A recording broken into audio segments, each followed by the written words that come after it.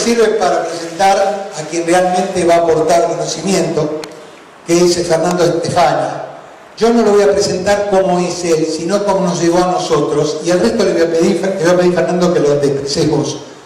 Fernando es un científico de primer agua, se van a dar cuenta cuando no lo hable, pero además tiene una virtud que lo hace diferente. Es un hombre sensible a entender que la Argentina es el lugar donde vive y es el lugar al cual tiene que aportar. Cuando llegó a nosotros, un comentario, si me permitís lo voy a hacer, él ha tenido, no sé si lo va a decir, pero ha tenido un recorrido sobre el tema de por qué la ciencia y la tecnología no ayudan a la Argentina a crecer.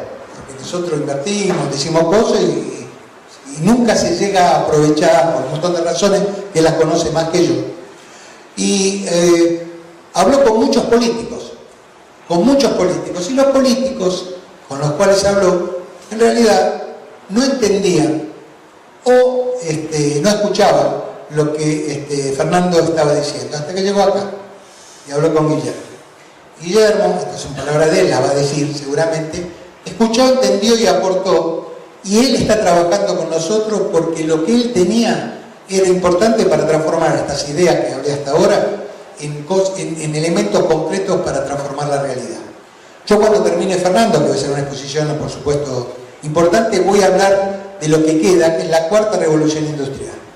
Voy a hablar qué es, a qué nos enfrentamos y alguna idea instrumental que permite quizás discutir si es posible construir un camino que permita torcer el brazo a el desarrollo tecnológico de los poderosos. Así que los dejo con Fernando, que va a tener mucho que aportar.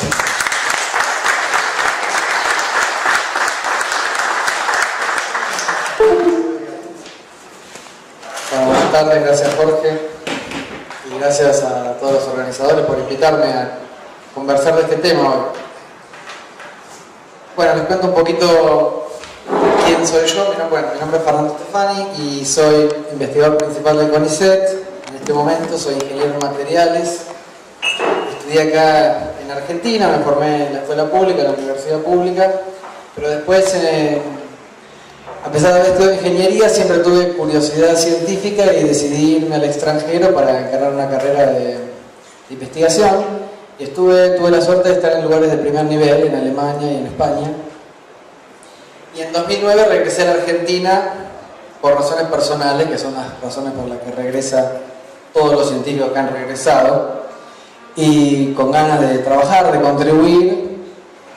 Y me encontré con un montón de barreras, un montón de obstáculos para trabajar al ritmo que se trabaja en el mundo desarrollado. Y eso, bueno, despertó mi curiosidad por comprender por qué era así, cuáles eran esas barreras, por qué no se podía avanzar como se hacía en otros lugares. Eso, entonces, además de mi trabajo científico, del que hoy no voy a hablar, dediqué parte de mi tiempo también a estudiar el sistema científico y técnico argentino y tratar de comprender, bueno, eso que les decía, por qué es que no funciona como en otros lugares y sobre todo por qué no termina impactando en la economía. Entonces, acá se me hizo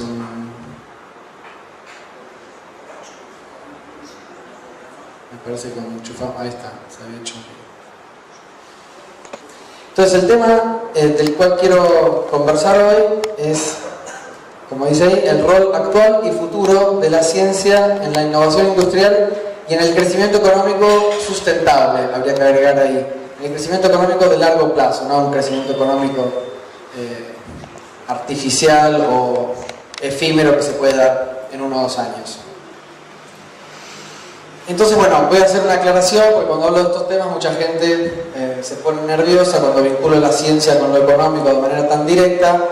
No es que no soy consciente de todos los otros beneficios que tiene la ciencia para nuestra sociedad, y sobre todo en el mundo de hoy, hay que ser muy conscientes de que necesitamos ciencia, además, para tomar decisiones políticas basadas en evidencia, para ser más inmunes a las noticias y argumentos falsos que circulan por ahí, y para la educación, y para tener una formación cívica más fuerte.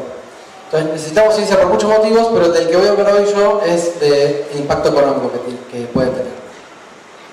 Yo les voy a mostrar varios datos. Todos los datos que van a ver acá son datos públicos, que salen del Banco Mundial, del Instituto de Estadísticas de UNESCO, de nuestro Ministerio de Hacienda y de nuestro Banco Central, así que cualquiera que esté interesado puede reproducir todos estos gráficos.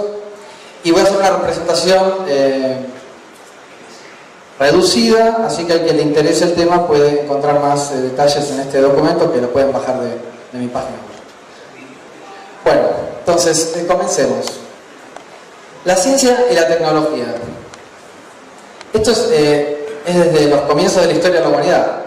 En el pasado, la ciencia y la tecnología eran la herramienta que nos permitía sortear los desafíos que impone la naturaleza. Mejores viviendas, mejor transporte, mejor alimentación, mejor salud, etc. Y siempre desde los comienzos de la humanidad, el avance tecnológico estuvo vinculado a la prosperidad y al crecimiento económico. Eso es evidente, a pesar de que algunas personas hoy todavía creen que no es así. O se cree que invertir en ciencia es un lujo que uno puede darse una vez que tiene ciertas necesidades básicas satisfechas. No es así, es al revés.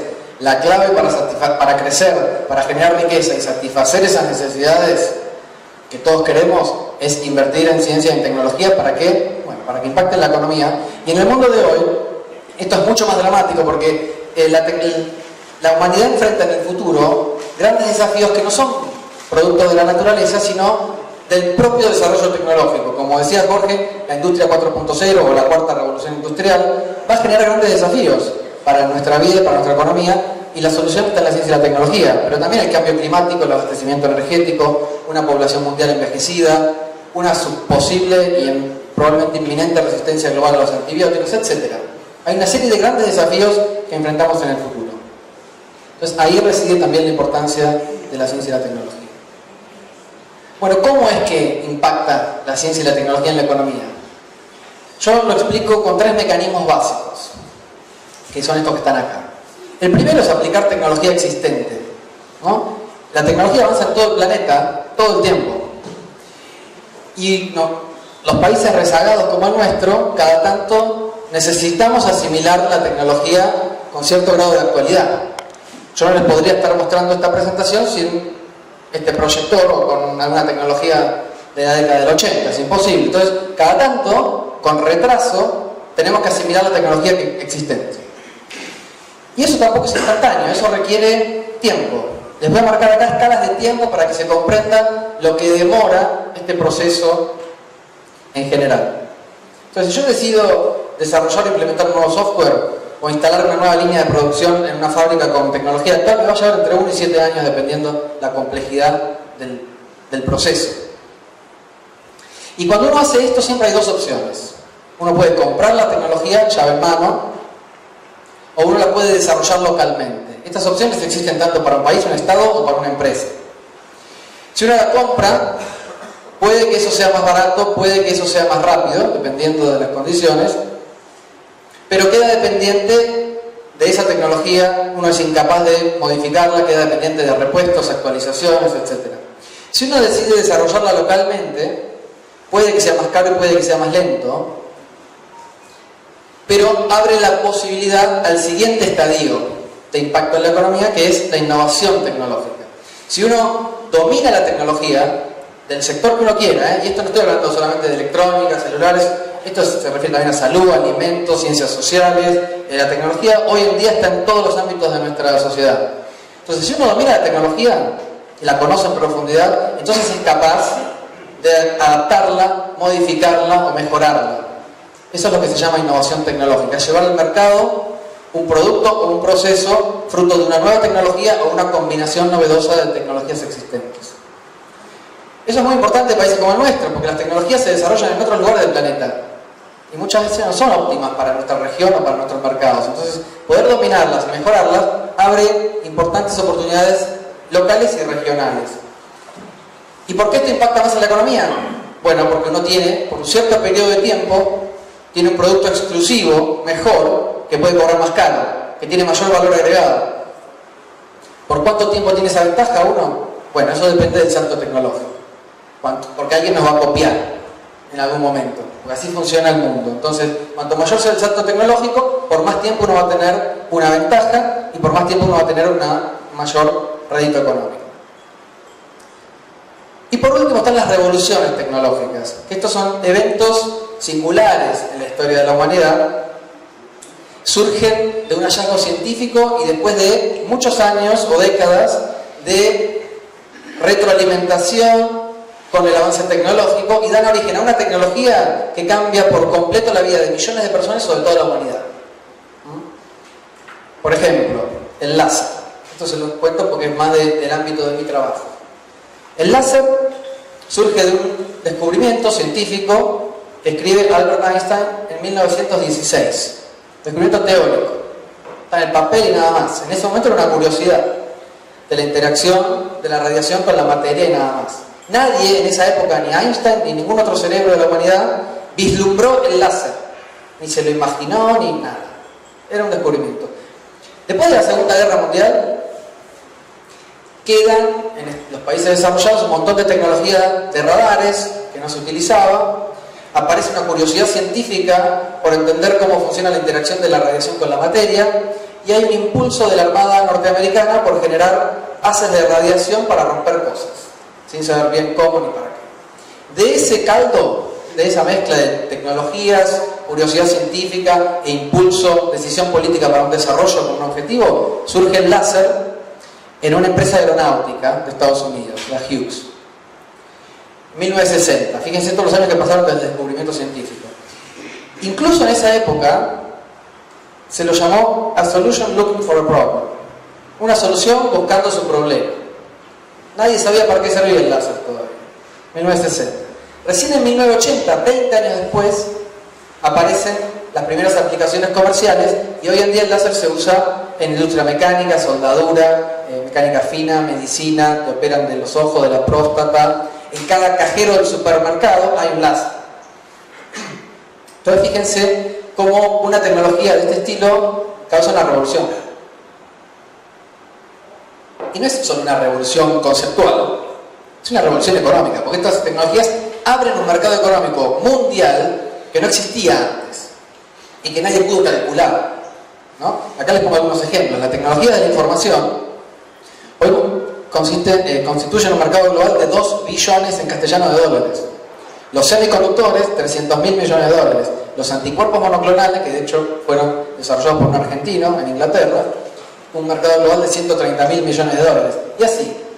Entonces estas revoluciones abren un mercado global enorme, que hacen un movimiento económico enorme, pero ¿qué pasa? Cuando uno mira, ¿Argentina participa de alguno de estos mercados? No participa significativamente de ninguno de esos mercados. ¿Por qué? Porque cuando ocurre una revolución tecnológica y aparece el momento comercialmente oportuno para esa tecnología, los países que participan son los que jugaron el juego, porque son los que tienen en ese momento las empresas, las personas y el conocimiento necesario para llevar esa tecnología a un producto y comercializarlo. Entonces, si uno no juega ese juego, se pierde la oportunidad de participar de los mercados que abren las tecnologías, las revoluciones tecnológicas. Entonces, estos son los 3 estadios en los que la ciencia impacta en la economía. Y como vieron, bueno, nosotros somos un país rezagado y estamos en el primer estadio. ¿Cómo se refleja esto? Fíjense, este es uno de los pocos gráficos que voy a mostrar. Parece complicado, pero no lo es. Fíjense, en este eje está el PBI per cápita. Es una medida de la riqueza de cada país.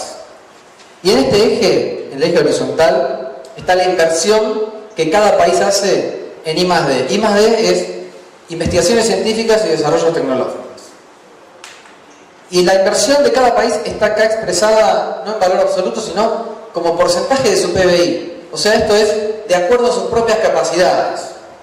¿Se entiende? O sea, un país que tiene un PIB chico invierte un tanto por ciento. O sea, no es lo mismo el 2% del PBI de Estados Unidos que el 2% del PBI de Australia o el nuestro.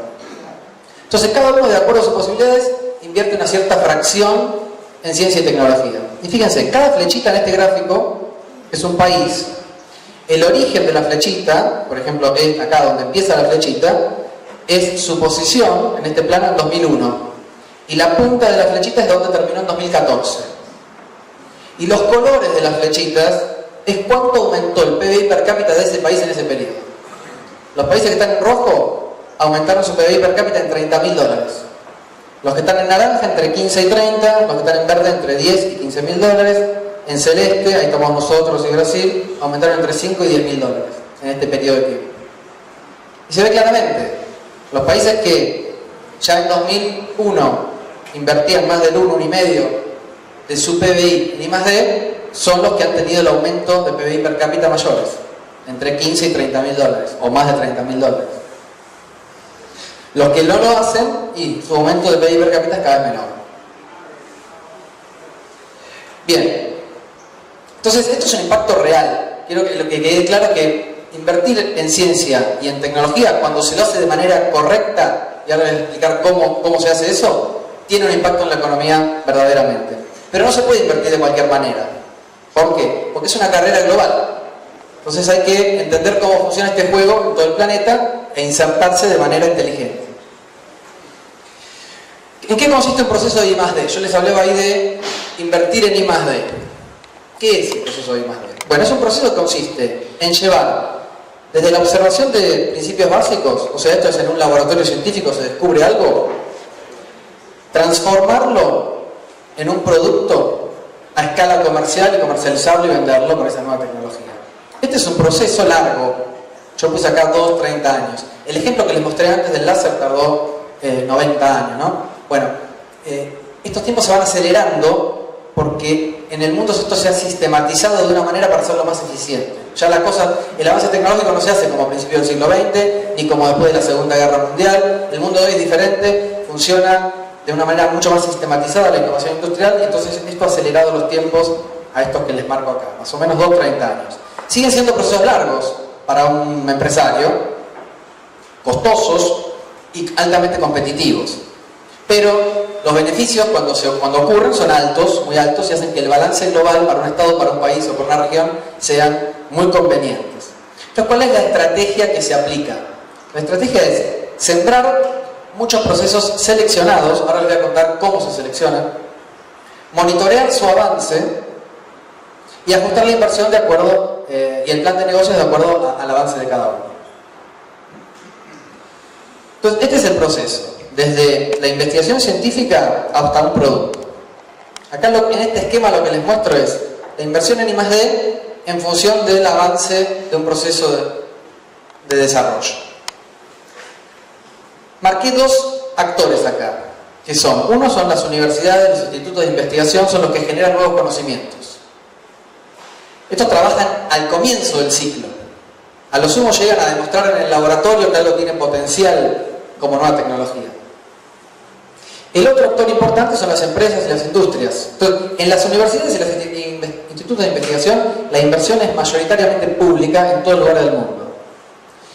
Las empresas y las industrias, hay empresas estatales, empresas privadas, pero en general en el mundo la inversión acá es mayoritariamente privada. Pero ¿cuándo intervienen las empresas? Bueno, acá, cuando saben que la tecnología sirve, que la pueden fabricar y que van a ganar dinero con eso. Entonces se arma una brecha, famosa brecha, que hablamos que la ciencia está desacoplada de la producción.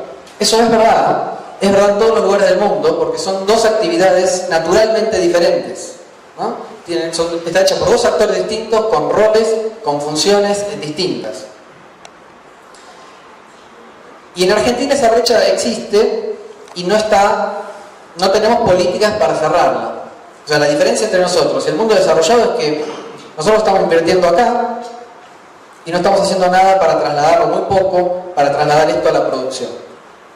En el mundo desarrollado esta brecha se cierra con lo que se llaman instituciones intermedias o institutos de innovación industrial. Acá hay algunos ejemplos de cómo se llaman en el Reino Unido, en China, Alemania, Taiwán, Estados Unidos.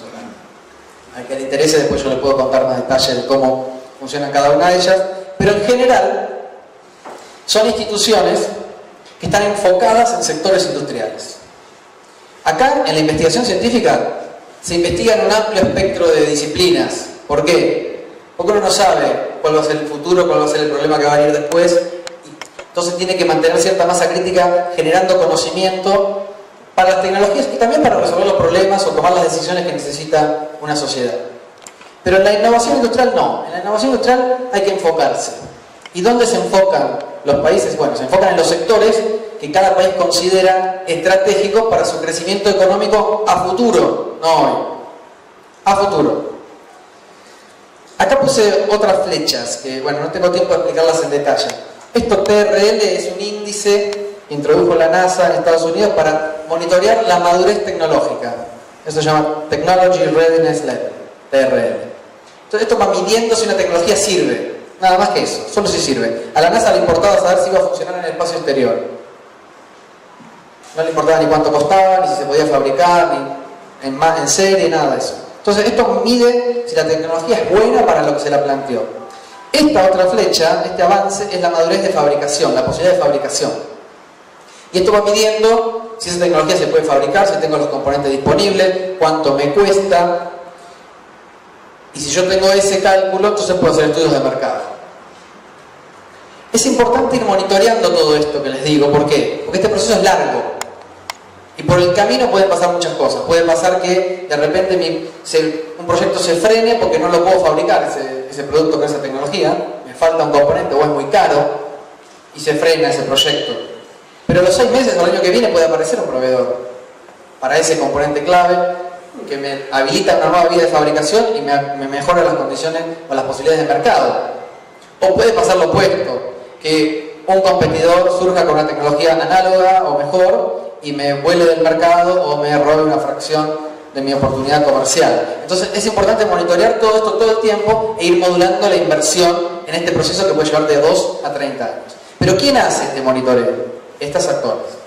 ¿Por qué los hacen ellos? Porque en estas instituciones están los expertos para ese sector industrial que conocen y dominan la tecnología de hoy, de ese sector industrial.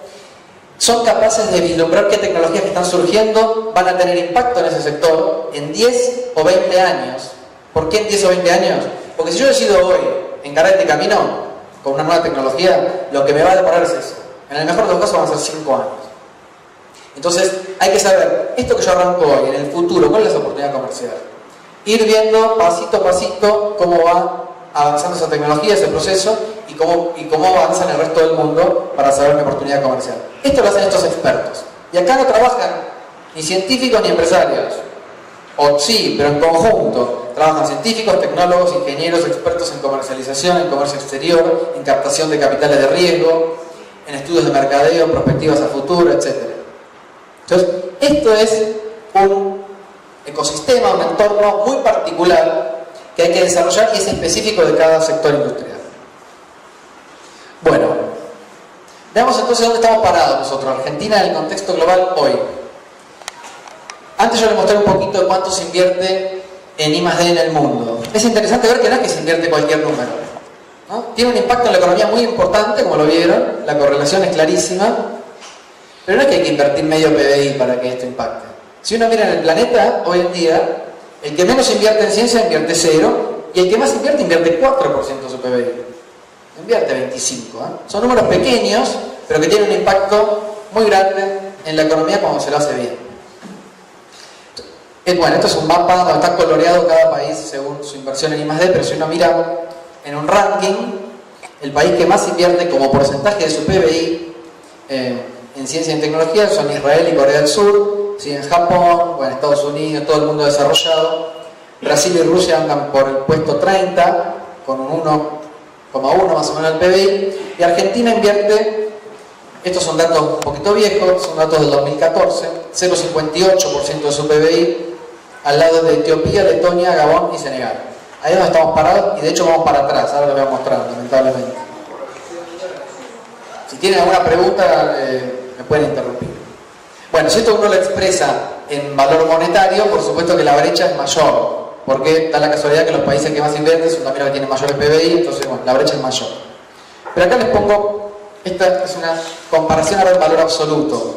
Capaz, para la gente que no está en el ámbito científico, puse ejemplos del ámbito científico, porque tendría que haber puesto algunas empresas, pero lo que le quiero mostrar es que la inversión argentina total, si uno calcula cuánto es ese 0,58 del PBI del año 2015, ahora es aún peor, eran 3.300 millones de dólares. Eso es todo lo que invertía el país, inversión pública y privada, en ciencia y tecnología. 3.300 millones de dólares. El Instituto de Tecnología de Massachusetts, el MIT, famosa instituto de Estados Unidos, pero una institución de Estados Unidos tiene un presupuesto similar. Y así uno puede comparar con todo el mundo desarrollado. Nuestro presupuesto es comparable al de una sola institución del mundo desarrollado. Pero bueno, comparémonos con San Pablo, que es un ejemplo más cercano y más interesante. Fíjense, el Estado de San Pablo invierte de una población similar a la nuestra casi 4 veces lo que invierte Argentina. Y de esa inversión, un 60%, un 45% ya es privado.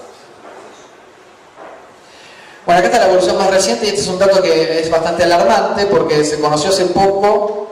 Este es el dato que yo les mostré antes, 2014 era 0,58, otros lo miden en 0,51. Bueno, acá yo no me preocupo por el segundo decimal, quiero que veamos la tendencia. Pero fíjense, estábamos por el 0,6 y en el 2016 ya bajamos al 0,53. Y los datos todavía no están para el 2017-2018, pero sigue bajando. O sea que estamos teniendo un retroceso muy importante en lo poquito que nos habíamos avanzado y nos había costado tanto. Pero ahora quiero llamarles la atención. Vamos a hacer una serie temporal un poco más larga. Esto es desde el 95 al 2015. Son 20 años. Y acá no puse a todo, antes puse... En el gráfico que estaba antes, una aclaración. Antes yo les mostré ese gráfico con todas esas flechas y correlaciones. Ahí había más de 60 países para los que hay datos. Países de todo el planeta, con culturas, historias, economías, recursos naturales, políticas, geopolíticas distintas, todos ellos. Pero la correlación con inversión en I+D es universal. Entonces, eso es muy importante destacarlo porque a veces uno cree que nosotros estamos condicionados por nuestra región, por nuestra posición. No es tan así. Pero lo que sí nos condiciona es nuestra estrategia de inversión y desarrollo, que no ha sido competitiva internacionalmente. Si uno mira esto desde el 95, más allá de los altibajos, y lo compara con, por ejemplo, la línea amarilla es Alemania, no solo el mundo desarrollado invierte más que nosotros. Los países desarrollados no están haciendo la plancha. Invierten cada año más. Cada año más como porcentaje de su PBI. ¿Se entiende? Esa es la línea amarilla, es Alemania. En el 95 invertía un 2 y pico de su PBI en I+D. En el 2015 ya estaba llegando al 3. Y ahora ya superó el 3 y sigue. Y fíjense que este es un ajuste lineal bastante bueno. Lamentablemente el nuestro también. Así que esta es la clasificación, para mí, más clara, la distinción más clara entre países desarrollados, rezagados y en desarrollo.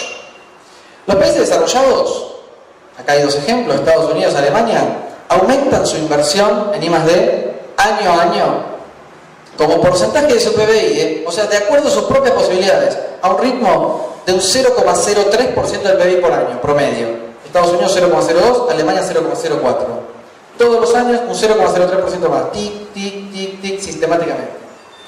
Los países rezagados, como nosotros, aumentamos también la inversión en I+D. Si uno mira más allá de los altibajos, desde el 95 al 2015, la aumentamos, pero a un ritmo promedio de 0,01%. O sea, en promedio 3 veces más lento que el mundo desarrollado.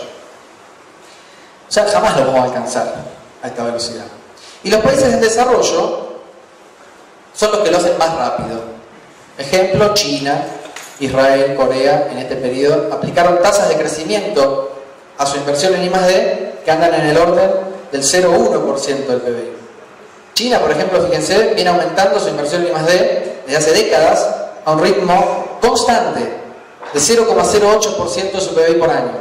Y esto no son casualidades, esto es una política sostenida en el tiempo. Y no es porque China tenga sus necesidades básicas satisfechas, es porque tiene una estrategia para generar riqueza. Eso hay que entenderlo. Entonces, tenemos que salir de esa idea de que la ciencia es buena porque es buena y empezar a usarla como herramienta clave para el crecimiento económico sustentable.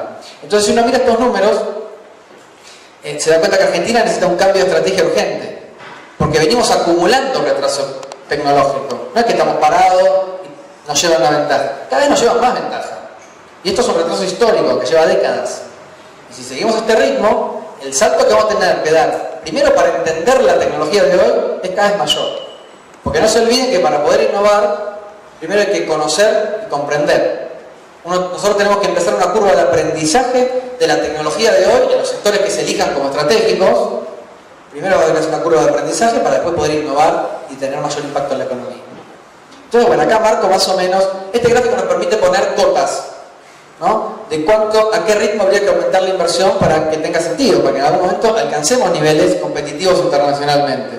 Si lo seguimos haciendo como hacemos hoy, nunca vamos a hacerlo de manera competitiva y por eso la ciencia nunca va a terminar de impactar en la economía como nosotros queremos. Bueno, entonces volvamos. Esta es la situación de Argentina hoy. Tenemos una cierta inversión. La inversión en I+D hoy es 60-70% pública, 30-35% privada. Entonces estamos invirtiendo acá. Lo que se computa como inversión en I+D en las empresas, bueno, ese es más o menos un 25%, sí, 25-30%. La mayor parte va acá, que es la parte de la curva que no da plata. O sea, nosotros estamos acá generando conocimiento y si acá se descubre algo, yo en mi laboratorio, mis colegas descubren algo que tiene potencial comercial a futuro, nosotros no lo estamos desarrollando, pero se va a desarrollar en otro lugar del planeta y lo vamos a terminar comprando. Entonces, el balance para el país haciendo esto es negativo. Desde el punto de vista económico, de vuelta, ¿no? Sin detrimento de los otros beneficios que tiene invertir en ciencia para la educación, la formación cívica, la toma de decisiones con evidencia, etc. En términos económicos, no es una buena estrategia. Entonces, tenemos que cambiar, tenemos que transformar este esquema de inversión en y para eso necesitamos hacer algunas maniobras. Por un lado, hay que tener en cuenta que no arrancamos de cero. Tenemos un sistema científico, tenemos ciertas instituciones intermedias que no fueron pensadas como yo se las conté recién. Si uno piensa en el INTI, el INTA, el Instituto Nacional de Desarrollo Pesquero, o ITEC, que es la más reciente, si quieren, esta es la más parecida a una institución intermedia. Estas otras fueron creadas en fines de la década del 50, era otro mundo, era otro objetivo, y de hecho su objetivo primordial era asistir a la industria en el proceso de aprendizaje para dominar la tecnología del momento. Pero no estaban pensando en innovación como yo les conté hoy, porque no existía ese esquema de innovación en esa época. En esa época la innovación se hacía en grandes empresas, como la Hughes, IBM, los Bell Labs, las grandes farmacéuticas. Era otro mundo, la innovación se hacía de otra manera. Hoy habría que ayornar estas instituciones, crear algunas más específicas o departamentos dentro de ellas específicas pensando en el futuro y que cumplan todas estas actividades que yo les mencioné. Y también tenemos que hacer incentivos a la inversión privada en sectores clave, que es algo donde tampoco tenemos buena experiencia. Hay que incentivar la inversión privada en I+D. Todo el mundo desarrollado tiene un amplio menú de incentivos fiscales, subsidios directos, indirectos o para arancelarios, para los sectores que ellos consideran esenciales. Pongo esto acá porque, bueno, fíjense, es interesante ver el iPhone, ¿no? Que es un ejemplo arquetípico donde cómo las tecnologías desarrolladas por el Estado fueron aplicadas en un producto que ahora se fabrica en China, pero el dominio de la tecnología sigue quedando en Estados Unidos. Y acá ponen Designed by Apple in California, Assembled in China. El dominio de la tecnología es lo que da de verdad el impacto económico fuerte. Bueno, con respecto a los incentivos a la inversión privada, no hay mucho que inventar, hay que más que nada pensar y elegir. La firma Deloitte, que es una corporación que hace contaduría para grandes empresas multinacionales, hizo el año pasado un relevamiento global de incentivos a la inversión privada, sobre todo con foco en I+D, que está de verdad excelente porque está desde el punto de vista de la empresa, o sea, te dice este instrumento anda, este no, este es muy lento, te da los consejos como para el industrial. Así que se pueden tomar de ahí buenas ideas.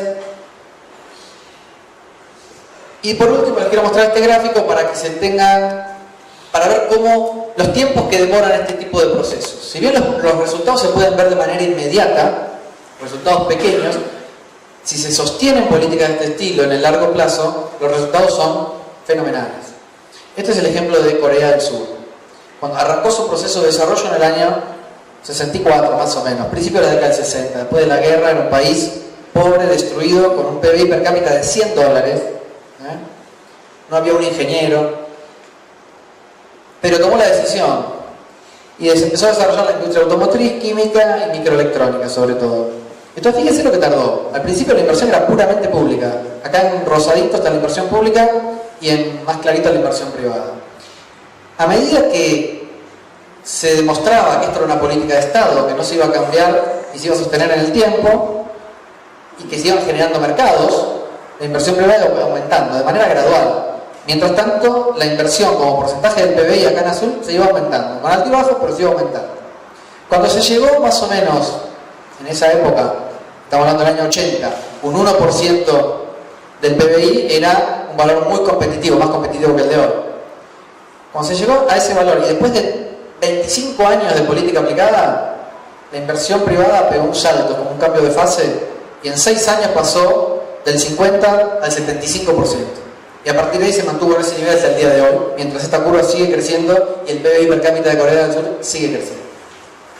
Entonces, esto para mostrarle, como se habla de inversión privada, inversión pública, el motor al principio de estos procesos es esencialmente el Estado y la política pública, y a medida que se hacen políticas de innovación, instituciones intermedias que apoyen a la industria e incentivos a la inversión privada ágiles, correctos y competitivos, estos procesos se dan, ocurren y tienen un impacto enorme. Bueno, con eso termino y estoy abierto a cualquier pregunta que puedan tener.